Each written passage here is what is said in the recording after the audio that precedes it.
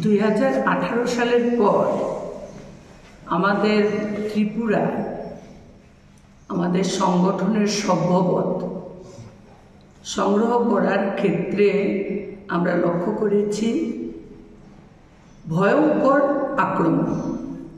এলাকায় এলাকায় আমাদের সংগঠনের কর্মীরা যেতে পারেনি, খুব গোপনে আমাদের সংগঠনের সভ্য করতে হয়েছে।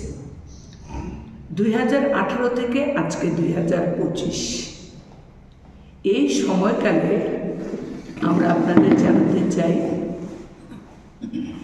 ভয়ভীতি উপেক্ষা করে, তাদের ফরমান উপেক্ষা করে আমাদের সংগঠনের সভ্যপদ প্রতি বছর আমরা বৃদ্ধি করতে পারছি। তার জন্য আপনাদের মাধ্যমে আমাদের যে সমস্ত কর্মীরা এই সভ্য সংগ্রহ করেছেন তাদের আন্তরিক অভিনন্দন জানাচ্ছি।